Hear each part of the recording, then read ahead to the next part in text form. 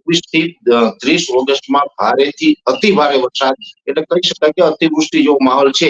નવું low pressure છે પણ બંગાળની ખાડી તરફથી આવી રહ્યું છે, જે પણ મધ્યપ્રદેશના પશ્ચિમ છેડા ઉપર આવી અને સાયક્લોનિક સર્ક્યુલેશનમાં પરિવર્તિત થશે. મધ્ય ગુજરાતના બીજા વિસ્તારોમાં અમદાવાદ, ગાંધીનગર, કપડવંજ, આણંદ, નડિયાદ અને બરોડા આ તમામ વિસ્તારોની અંદર પણ 1 થી 3 ઇંચ સુધીના વરસાદ નોંધાઈ શકે. ચાલુ દરેક પ્રકારના પાકો માટે યોગ્ય હવામાન છે, જેને ઉત્પાદન છે એ પણ છેલ્લા 2-5 વર્ષની સરખામણી ઉત્પાદન કદાચ વધુ આવે તેવી પણ શક્યતા હાલ માની રહ્યા છે. જે 21 થી 30 ઓગસ્ટનું સેશન છે એ નબળું તો નહીં હોય, એકદમ ધમાકેદાર હશે. સૌરાષ્ટ્રના કદાચ બોટાદ, સુરેન્દ્રનગર અને મોરબી જેવા વિસ્તારને પણ હળવાથી મધ્યમ વરસાદ એટલે કહી શકાય 1 થી 2 ઇંચ સુધીના વરસાદ લાભ મળી શકે છે. એકદમ વરસાદ બંધ નથી થવાનો, છૂટાછવાયા ઝાપટા ચાલુ રહેશે, જેથી કરીને ચોમાસું પાક છે એ પણ સુકાય નહીં, એને પણ એક નવું જીવતદાન મળી રહે અને એને પિયત કદાચ ન આપવું પડે આવી કન્ડિશન રહેશે. જોકે આ ચોમાસું છે તે હજી ઘણું લાંબુ ચાલવાનું છે. જેવી રીતે ઓગસ્ટ મહિનામાં વરસાદ પડશે એ પછી સપ્ટેમ્બર અને ઓક્ટોબર મહિનો છે એની અંદર પણ સારા વરસાદો રહેવાના છે. આગામી દિવસોમાં આગાહીને લઈને આપણી સાથે ચર્ચા કરવા માટે હવામાન નિષ્ણાત પરેશભાઈ ગોસ્વામી જોડાઈ ચૂક્યા છે. તો આવો તેમની સાથે જ સીધી વાત કરીએ વાત ગુજરાતી પર. પરેશભાઈ, સૌપ્રથમ તો વાત ગુજરાતીમાં આપનું ખૂબ ખૂબ સ્વાગત છે. નમસ્કાર. તો આગામી દિવસોમાં આગાહી શું કહી રહી છે પરેશભાઈ? આવનારા દિવસની અંદર જોવા જઈએ તો હવે ઓગસ્ટ મહિનો છે પણ એકંદરે ગુજરાત માટે સારો રહેવાનો છે. પણ ઓગસ્ટ મહિનાની અંદર થોડીક પરિસ્થિતિ છે ને એ ઉલટી થઈ જશે.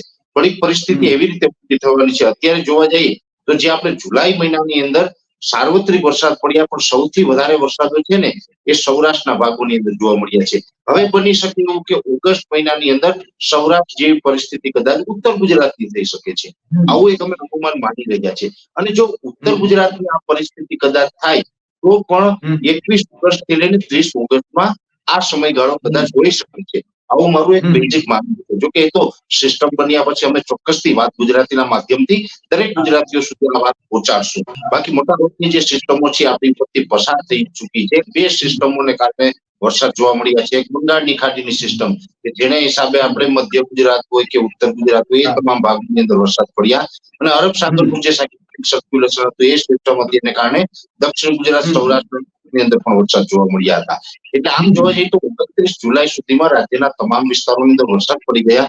પણ વાત એક એ પણ છે કે સૌરાષ્ટ્રની અંદર તો એક રાઉન્ડ સીમાં ભારેથી અતિ ભારે વરસાદો નોંધાયા. સૌરાષ્ટ્રના અનેક જિલ્લાઓની અંદર ઘણું બધું નુકસાન પણ છે.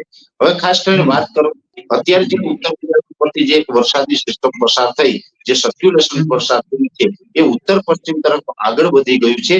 પણ એ સર્ક્યુલેશનને કારણે અમુક ભેજ છે ગુજરાત ઉપર રહી ગયું હોય એને કારણે આજે પણ અમુક જગ્યાએ છૂટાછવાયા હળવા વરસાદો નોંધાયા છે. હવે આવનારા દિવસમાં ફરી એ સર્ક્યુલેશન અત્યારે પાકિસ્તાન તરફ થઈ અને વધારે આગળ અરબ સાગરમાં પાછું પ્રવેશ કરી જશે. પણ એ સાથે એક નવું લો પ્રેશર છે પણ બંગાળની ખાડી તરફથી આવી રહ્યું છે, જે પણ મધ્યપ્રદેશના પશ્ચિમ છેડા ઉપર આવી અને સાયક્લોનિક સર્ક્યુલેશનમાં પરિવર્તિત થશે. પણ મારે આપને જણાવવાનું એ છે ભાઈ કે આ જે વરસાદી રાઉન્ડ હવે નવો આવી રહ્યો છે એ રાજ્યના તમામ વિસ્તારોને લાભ આપવાનો નથી. એ વરસાદનો લાભ છે એ મોટાભાગે જોવા જઈએ તો મધ્ય ગુજરાત અને ઉત્તર ગુજરાતના ભાગોને વધારે અસર કરતા હોય તેવું લાગી રહ્યું છે. એની અંદર ખાસ કરીને દક્ષિણ ગુજરાતની અંદર જોવા જાય તો દક્ષિણ ગુજરાતનું ભરૂચ, અંકલેશ્વર, રાજપીપળા, એની સાથે જે સુરત હોય, વલસાડ, ડાંગ, નવસારી, એની સાથે બિલીમોરા આ જે તમામ વિસ્તારો છે દક્ષિણ ગુજરાતના તમામ વિસ્તારોની અંદર હળવોથી મધ્યમ એટલે કહી શકાય કે 1 ઇંચ થી લઈ અને 2 ઇંચ સુધીના વરસાદો છે એ દક્ષિણ ગુજરાતની અંદર જોવા મળી શકે છે. એ સાથે જે બીજા વિસ્તારો છે જેની અંદર અરવલ્લી, મહીસાગર એ સાથે મધ્ય ગુજરાત ની આસપાસ એટલે કે મધ્યપ્રદેશ બોર્ડર લાગુ વિસ્તારો છે.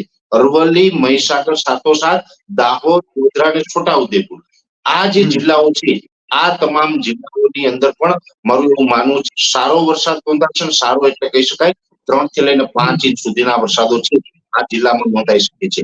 એ સાથે મધ્ય ગુજરાતના બીજા વિસ્તારોની વાત કરવા જઈએ તો મધ્ય ગુજરાતના બીજા વિસ્તારોમાં અમદાવાદ, ગાંધીનગર, કપડવંજ, આણંદ, નડિયાદ અને બરોડા આ તમામ વિસ્તારોની અંદર પણ 1 થી 3 ઇંચ સુધીના વરસાદ નોંધાઈ શકે. 1-2 સેન્ટરની અંદર 3 ઇંચ કરતા પણ વધારે વરસાદ હોઈ શકે છે. એ સાથે જે મધ્ય ગુજરાતના અમદાવાદ, ગાંધીનગર આસપાસના વિસ્તારોમાં વરસાદ પડશે, એની સાથોસાથ સૌરાષ્ટ્રના કદાચ બોટાદ, સુરેન્દ્રનગર અને મોરબી જેવા વિસ્તારને પણ હળવાથી મધ્યમ વરસાદ એટલે કહી શકાય 1 થી 2 ઇંચ સુધીના વરસાદ લાભ મળી શકે છે.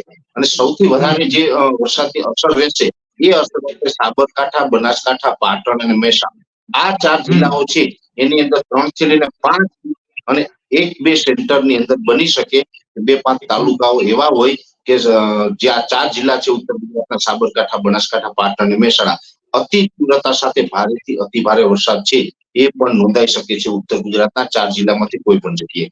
અને જે વાત છે કચ્છની, તો કચ્છમાં પણ જે રાપર તાલુકો છે એની અંદર હળવાથી મધ્યમ વરસાદો છે નોંધાશે. અને એ સાથે ઓલ ઓવર જોવા જઈએ તો વરસાદની તીવ્રતા છે એ મધ્ય ગુજરાત અને ઉત્તર ગુજરાત દરમિયાન વધારે રહે તેવું અમારું એક અનુમાન છે. સૌરાષ્ટ્ર કચ્છના મોટા ભાગના વિસ્તારો એ તમામ વિસ્તારોની અંદર હળવાથી સામાન્ય છૂટાછવાયા ઝાપટા નોંધાશે. અને દક્ષિણ ગુજરાતમાં વરસાદ પડશે પણ ત્યાં પણ મેં આપને જણાવ્યું 1 થી 2 ઇંચ, અમુક જગ્યાએ 3 ઇંચ સુધીના વરસાદ નોંધાય. દક્ષિણ ગુજરાતમાં પણ સરેરાશ તીવ્રતા છે ઓછી રહેશે. ખાસ કરીને આ વરસાદો છે એ મધ્ય ગુજરાત અને ઉત્તર ગુજરાતને વધારે લાભ આપે તેવી શક્યતા કૃપાલસિંહભાઈ અમે માની રહ્યા છીએ. સેશન પૂર્ણ થાય એ પછી 6 તારીખથી 8-10 દિવસની એક વરાપનો માહોલ છે એ ગુજરાતની અંદર જોવા મળે. એક પ્રકારે મોન્સૂન બ્રેકની કન્ડિશન પણ કદાચ જોવા મળી શકે છે. જોકે એકદમ વરસાદ બંધ નથી થવાનો, છૂટાછવાયા ઝાપટા ચાલુ રહેશે, જેથી કરીને ચોમાસું પાક છે એ પણ સુકાય નહીં ને એને પણ એક નવું જીવતદાન મળી રહે અને એને પિયત કદાચ ન આપવું પડે આવી કન્ડિશન રહેશે. એક સારી એવી વરાપ છે એ જોઈ શકાશે. પરેશભાઈ, આપણે વાત કરીએ તો અત્યારે સૌરાષ્ટ્રના જે અમુક જિલ્લાઓ છે ત્યાં તો આપણે જોઈએ તો નદી નાળા ભરાઈ ચુક્યા છે, ડેમ ભરાઈ ચુક્યા છે. પરંતુ હજી મધ્ય ગુજરાતની વાત કરીએ આપણે, પછી મોરબી જિલ્લો હોય કે સુરેન્દ્રનગર જિલ્લો હોય, તો ત્યાં હજુ પણ બાકી છે. હજુ નદી નાળા જે છે તે ભરાણા નથી, ડેમો હજી ખાલી છે. તો એ ક્યારે ભરાઈ શકે છે પરેશભાઈ? જનરલી વાત કરવા જઈએ તો મોરબી, સુરેન્દ્રનગર અને એની આસપાસના વિસ્તારની વાત કરવા જઈએ તો ચોટીલા હોય, સાયલા હોય કે પછી રાજકોટ જિલ્લાનું જસદણ વિછિયા છે, આ બધા વિસ્તારો એવા છે, ભૌગોલિક સ્થિતિ એની એવી છે કે જનરલી ત્યાં વરસાદનું પ્રમાણ અનેક વર્ષોથી આપણે ઓછું જોવા મળે છે. ને એમાં પણ મેં આપને કીધું છેલ્લા 2 દાયકાથી આપણે ક્લાઇમેટ ચેન્જ થયું છે, જેને કારણે વરસાદો નથી પડતા, ત્યાં બિલકુલ નથી પડતા. અને જ્યાં પડે છે ત્યાં એક દિવસની અંદર 15-20 ઇંચ સુધીના વરસાદો પડે છે. એ આપણે જોઈએ છે ને આપ જેવી ન્યૂઝ ચેનલના માધ્યમથી જનતા સુધી આના સમાચાર પણ જતા હોય છે. એટલે આપણે ક્લાઇમેટ ચેન્જને કારણે અમુક ભૌગોલિક સ્થિતિવાળા વિસ્તારો એવા છે ત્યાં વરસાદનું પ્રમાણ છે હવે આપણે છેલ્લા 2 દાયકાથી ઘટ્યું છે. ચાલુ વર્ષની વાત કરવા જઈએ તો ચાલુ વર્ષે પણ હળવા મધ્યમ વરસાદો છે, એમાં મોરબી, સુરેન્દ્રનગર અને બોટાદની અંદર પણ હળવા મધ્યમ વરસાદો જોવા મળશે. કે ડેમો ઓવરફ્લો થાય એવા નહીં, પણ હળવા મધ્યમ જોવા મળશે. અને એ પછી બંગાળની ખાડીનું સેશન છે એ બંગાળની ખાડીની જે સિસ્ટમો જે આવતી હોય છે એ સેશન હશે 21 થી 30 ઓગસ્ટનું. એમાં પણ કદાચ મોરબી, સુરેન્દ્રનગરમાં સારા વરસાદોથી કદાચ ડેમો ભરાય એવી આપણે અપેક્ષા રાખી શકીએ. એટલે હમણાં મોરબી, સુરેન્દ્રનગરમાં વરસાદ થશે પણ હળવા સામાન્ય વરસાદો થશે. ડેમો ઓવરફ્લો થાય એવા વરસાદો માટે તો હજુ મોરબી, સુરેન્દ્રનગરે ચોક્કસથી રાહ જોવી પડશે, આવું મને લાગી રહ્યું છે.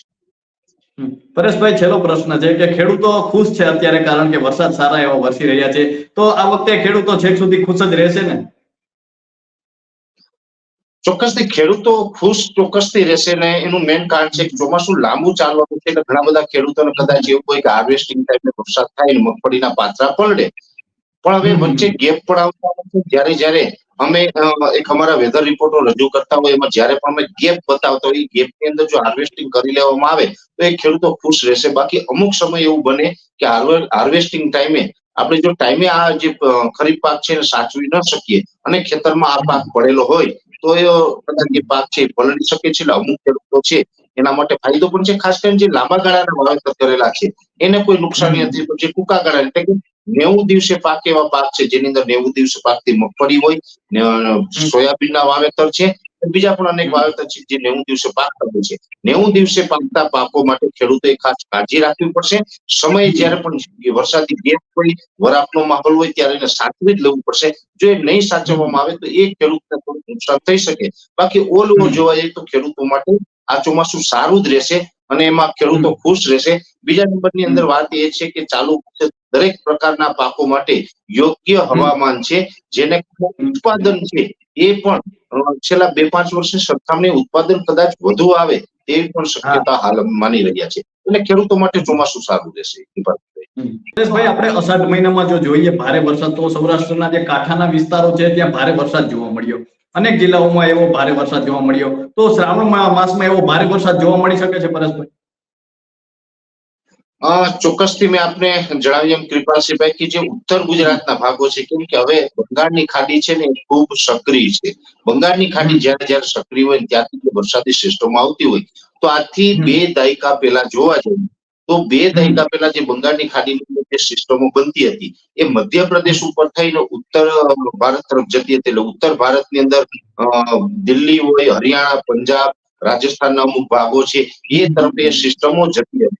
પણ હવે છેલ્લા ઘણા સમયથી આપણે ક્લાઇમેટ ચેન્જની જે વાતો કરી રહ્યા છીએ, 2 દાયકાની અંદર જે ક્લાઇમેટ ચેન્જ થયું છે, આ ક્લાઇમેટ ચેન્જને કારણે બંગાળની ખાડીની સિસ્ટમો મધ્યપ્રદેશ ઉપર આવી અને ઉત્તરમાં જવાને બદલે હવે ઉત્તર પશ્ચિમમાં ચાલે છે. એટલે ગુજરાત ઉપરથી પાકિસ્તાન તરફ એ સિસ્ટમનો ટ્રેક ચેન્જ થયો છે. એક ટ્રેક ચેન્જ થયો છે જેને કારણે બંગાળની ખાડીની સિસ્ટમોને હિસાબે પણ ગુજરાતમાં ભારે વરસાદો પડી રહ્યા છે. આમ જોવા જઈએ તો મોટાભાગે ગુજરાતની અંદર તો અરબ સાગરની સિસ્ટમો વધારે અસર કરતી હોય, પણ ક્લાઇમેટ ચેન્જના કારણે બંગાળની ખાડીની સિસ્ટમો છે એ પણ હવે આપણે અસર કરતા થઈ ચૂકી છે. અને આ જે બંગાળની ખાડી અત્યારે જે સક્રિય દેખાઈ રહી છે એ મુજબ જોવા જઈએ તો ઓગસ્ટ મહિનાના છેલ્લું અઠવાડિયું, એટલે કહી શકાય કે 21 ઓગસ્ટ થી લઈને 30 ઓગસ્ટ સુધીનું જે 8-10 દિવસનું સેશન હશે, એ 10 દિવસના સેશન દરમિયાન બંગાળની ખાડીની અંદર કદાચ કોઈ વધારે મજબૂત સિસ્ટમ છે બનશે અને એ સિસ્ટમ છે એ ધીમે ધીમે આગળ વધશે. એટલે છત્તીસગઢ કે ઓરિસ્સાના ભાગો ઉપર થઈ ગુજરાત, મધ્યપ્રદેશના ભાગો ઉપર થઈને ગુજરાત ઉપરથી પસાર થશે. એટલે મધ્ય ગુજરાત ઉપરથી ઉત્તર ગુજરાત થઈ અને એ સિસ્ટમ ઉત્તર પશ્ચિમમાં આગળ નીકળશે. ત્યારે ઉત્તર ગુજરાતની અંદર આ સિસ્ટમની અસર વધારે થઈ શકે છે અને ઉત્તર ગુજરાતની અંદર 21 થી 30 ઓગસ્ટમાં ભારેથી અતિ ભારે વરસાદ, એટલે કહી શકાય કે અતિવૃષ્ટિ જેવો માહોલ છે, જેવી રીતે થોડા દિવસ પહેલા આપણે સૌરાષ્ટ્રમાં જોવા મળ્યો હતો એવો માહોલ પણ કદાચ જોવા મળી શકે છે. જો કે આ એક લાંબા ગાળાનું અનુમાન છે, આની અંદર અમુક ટકા બદલાવો સંભવ હોય છે, પણ મને ચોક્કસથી વિશ્વાસ છે કે જે 21 થી 30 ઓગસ્ટનું સેશન છે એ નબળું તો નહીં હોય, એકદમ ધમાકેદાર હશે. અને આ એ સેશનની અંદર રાજ્યના અનેક વિસ્તારોની અંદર ભારેથી અતિ ભારે વરસાદો છે એ નોંધાશે. એકંદરે જોવા જઈએ તો જુલાઈ મહિનો છે એ શરૂઆતમાં આપણે થોડોક અમુક વિસ્તારોમાં નબળો હતો, ઉત્તર ગુજરાત, મધ્ય ગુજરાત જેવા વિસ્તારોમાં, પણ જુલાઈ મહિનો આજે 31 જુલાઈ મહિનો પૂર્ણ થતા રાજ્યના તમામ વિસ્તારોને આ ચોમાસાએ આવરી લીધા છે. તમામ વિસ્તારોની અંદર સારા વરસાદો નોંધાઈ ચુક્યા છે. જુલાઈ મહિનો છે એકંદરે નોર્મલ વરસાદ જુલાઈ મહિનામાં પડવા જોઈએ એના કરતા સરેરાશ કરતા પણ અમુક ટકા વરસાદો છે વધારે પડી ચુક્યા છે. અને ઓગસ્ટ મહિનો પણ છે એ નોર્મલ એકંદરે સારો આપણા માટે જાય તેવી શક્યતાઓ મેં માની રહ્યા છે. એટલે ઓગસ્ટની અંદર પણ મેં આપણે કીધું એમ ઉત્તર ગુજરાતની અંદર વરસાદો છે એ વધારે જોવા મળશે. એની સાથોસાથ મધ્ય ગુજરાતમાં પણ સારા વરસાદો જોવા મળશે. અને જે આપણે વાત છે એમ એટલે આ પ્રકારનો માહોલ રહે અને આ પ્રકારનું એક વરસાદી પેટર્ન રહે તેવી અમે શક્યતા માની રહ્યા છે. જો કે આ ચોમાસું છે તે હજી ઘણું લાંબુ ચાલવાનું છે. જેવી રીતે આ ઓગસ્ટ મહિનામાં વરસાદ પડશે એ પછી સપ્ટેમ્બર અને ઓક્ટોબર મહિનો છે એની અંદર પણ સારા વરસાદો રહેવાના છે. એટલે ચોમાસું છે તે લાંબુ પણ છે અને એકંદરે આ ચોમાસું છે એ સારું રહેશે. જેમ જેમ ચોમાસું આગળ વધતું જશે એમ વધુ મજબૂત પણ થતું જશે, આવું લાગી રહ્યું છે અત્યારે અમને. પરેશભાઈ, આપનો કિંમતી સમય આપવા બદલ ખૂબ ખૂબ આભાર. તો આ હતા હવામાન નિષ્ણાત પરેશભાઈ ગોસ્વામી. અને પરેશભાઈ જે રીતે વાત કરી કે આગામી સમયમાં થોડા દિવસની બરફ બાદ ફરી વરસાદ જોવા મળી શકે છે અને ઓગસ્ટ માસમાં પણ સારો વરસાદ જોવા મળી શકે છે, તથા ખેડૂતો માટે પણ આ ચોમાસું જે છે ખૂબ સારા સમાચાર લઈને આવ્યું છે. તો અત્યારે બસ આટલું જ. ફરી મળતા રહીશું વાત ગુજરાતી પર.